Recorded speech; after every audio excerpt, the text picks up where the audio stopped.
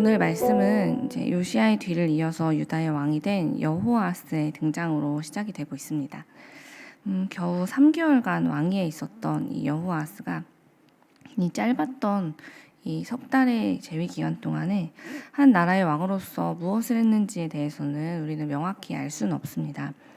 그러나 성경은 아주 명확하게 한 줄 평을 남기고 있죠. 32절 말씀을 제가 우리말 성경으로 읽어드리겠습니다. 여호아스는 자기 조상들이 그랬던 것처럼 여호와 보시기에 악을 저질렀습니다. 라고 성경은 기록하고 있죠. 여호아스는 이 말씀처럼 경건한 아버지 요시야의 길을 따르지 않고 하나님을 떠나서 죄의 길에 섰던 자기의 죄의 대가를 결국 치르게 되는데요. 왕위에 오른 지 3개월 만에 폐위를 당하게 됩니다. 그런데 그를 폐위시킨 사람이 애굽왕 바로 느고였다라고 성경은 이야기하고 있죠. 여호아스는 그래서 결국 애굽에서 생을 마감하게 되고요. 또 이제 여호아스가 죽게 되자 이번에는 애굽왕 바로 느고가 요시야의 아들 엘리야김을 유다의 왕으로 세우기까지 합니다. 그런데 엘리야김의 이름을 여호야김이라고 바꾸어 버렸다라고 성경은 이야기하고 있어요. 너무나 참 비참한 상황이죠. 남유다는 자기들의 왕을 스스로 세울 수 있는 권리조차도 지금 다 빼앗긴 채로 심지어 왕의 이름조차 지금 원래대로 자기 이름을 사용하지 못하고 애굽 왕이 정해주는 대로 그 이름까지 바꿔야 하는 굴욕을 당하게 된 것입니다. 사실 이러한 상황이 우리에게는 낯설지 않은데요.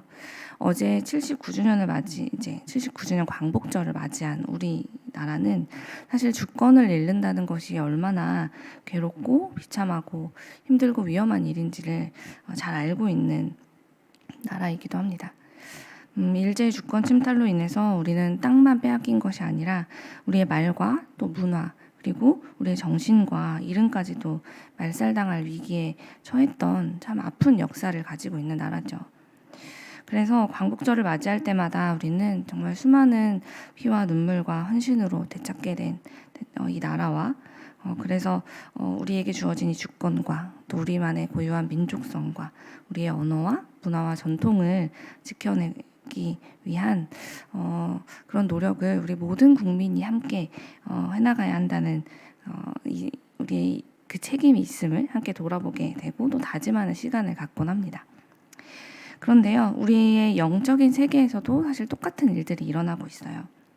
하나님의 백성으로 부름받은 우리 그리스도인들은요, 하나님의 나라에 살아갈 때, 그 안에 거할 때 가장 자유롭고 또 우리에게 하나님께서 주시는 그 주권을 행사할 수 있고 우리에게 꼭 맞는 정체성과 우리만의 문화와 우리 그리스도인들이 마땅히 해야 할 말과 행동을 하면서 가장 아름답고 안전하고 행복하게 살아갈 수 있습니다. 그런데 이 세상의 수많은 이방신들과 그리고 그것들을 숭배하는 사람들이 자꾸 허락도 없이 수시로 우리에게 찾아와서 하나님 나라보다 더 좋은 이곳으로 오라고 사실 자기들도 우리와 함께 하나님 나라에 처음 속해 있던 하나님이 만드신 사람들인데 이곳을 떠나면 더 즐겁고 행복한 곳이 기다리고 있다 라면서 하나님 나라에서는 절대 허락되지 않고 경험할 수 없는 쾌락과 즐거움과 욕망의 충족이 여기만 떠나면 다 충족될 수 있다고 다 허용이 된다고 그러니 하나님을 떠나라고 우리를 찾아 수시로 우리를 흔든다는 것이죠. 하나님이 시키시는 대로 살지 말고 너 자신이 왕이 되어 살아가라 라는 그 유혹을 거절하지 못하는 사람들은 결국은 이 여호아스나 엘리야김처럼 하나님 나라의 백성이 되기를 거부하고 결국 하나님을 떠나게 됩니다. 하나님 나라의 백성이 자기 고국을 떠나면 어떤 일이 일어나게 될까요? 이민자들의 삶이 얼마나 고되고 외롭고 또 억울한 일이 많은지 얼마나 그 삶이 힘든지 많이 들어보셨을 텐데요. 하나님을 떠나서 스스로 왕이 되고자 했던 사람들은 결국 어떻게 되었습니까?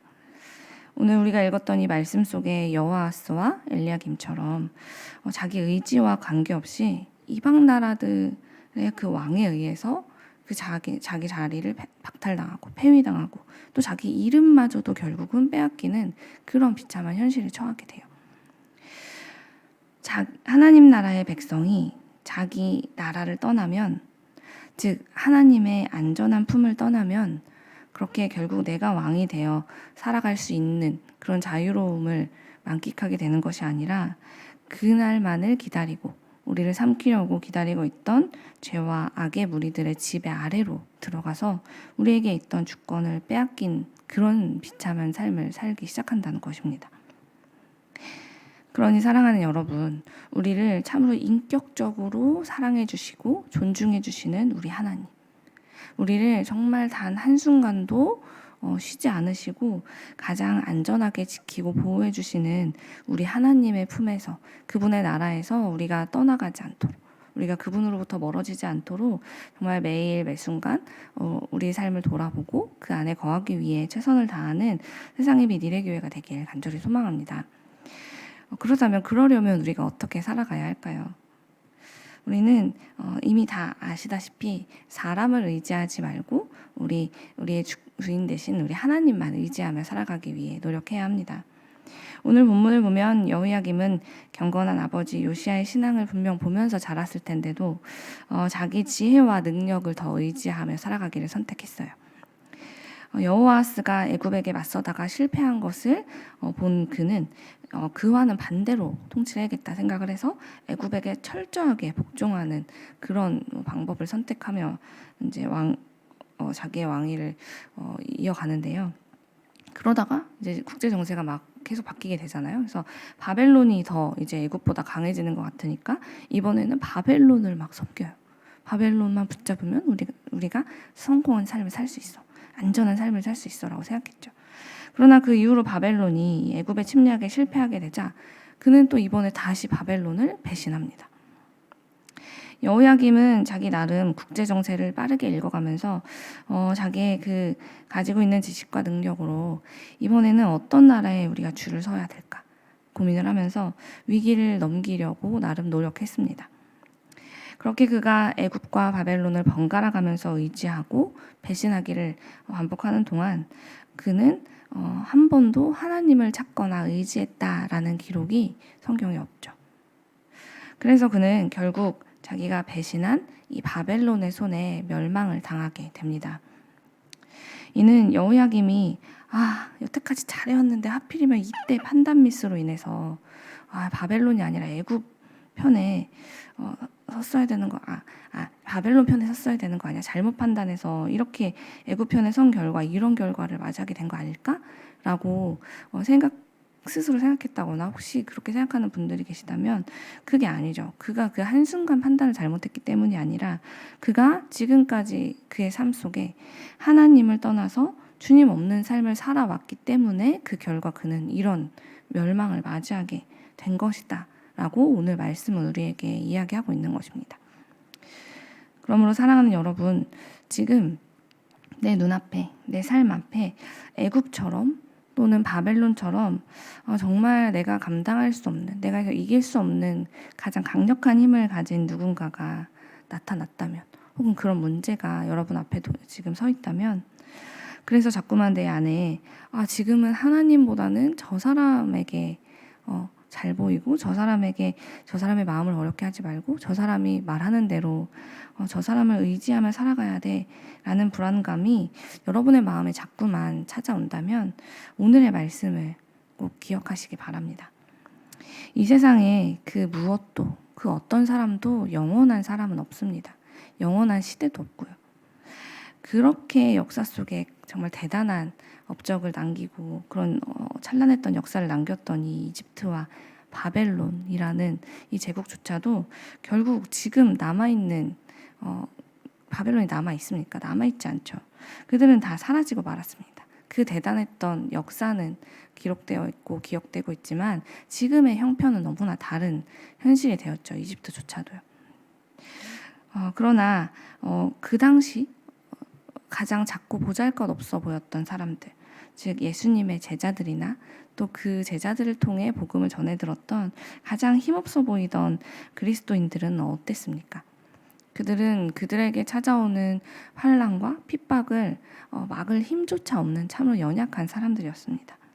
하지만 그들은 그 어떤 고난이 찾아와도 그 어떤 환난을 당해도 예수 그리스도를 믿기를 포기하지 않았고, 그래야 해서 수천 년을 지나 오늘 우리가 지금 서 있는 2024년에도 이렇게 그들을 통해 이어져 온 하나님의 살아계신 역사가 오늘 이 자리에 있는 우리 모두를 통해서 여전히 굳게 존재하게 되어서 우리를 여기까지 인도하신 분, 즉 예수 그리스도께서 여전히 살아계신다. 우리 가운데 함께하고 계신다.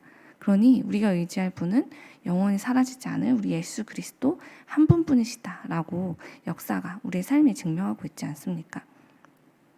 그러니 앞으로도 우리가 이제 우리에게 주어진 삶을 살아갈 때 우리는 누구를 의지해야겠습니까? 결국은 사라지고 말 저 사람들입니까? 저 나라입니까? 저 가문입니까?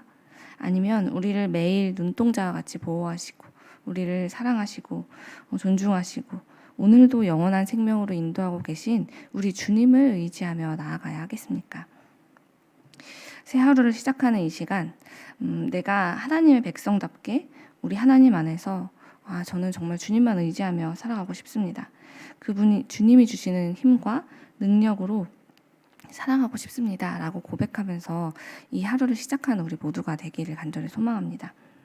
나도 모르게 자꾸만 하나님보다 눈앞에 있는 애굽과 바벨론의 손을 붙잡고 싶어 했던 그런 마음이 내 안에 있다면, 혹은 그런 유혹에 흔들리고 있었던 내 마음이 있다면 이 시간 나를 점검하면서 이것들은 결국은 곧 사라질 것들이지. 네가 아무리 대단해도 큰 산은 결국 무너지겠지. 왜냐하면 우리 예수님이, 우리 하나님이 더 크신 분이기 때문에 그분이 우리를 결국은 우리가 두려워하는 모든 대상으로부터 지키시고 우리를 구원해 주실 것을 믿으면서 우리가 우리를 힘들게 하고 흔들리게 했던 그 모든 것으로부터 우리의 시선을 떼어내고 또 우리가 그것을 붙잡으려 했던 손을 거두어내면서 우리 주님만 의지하며 승리하는 오늘 하루가 되기를 간절히 소망합니다.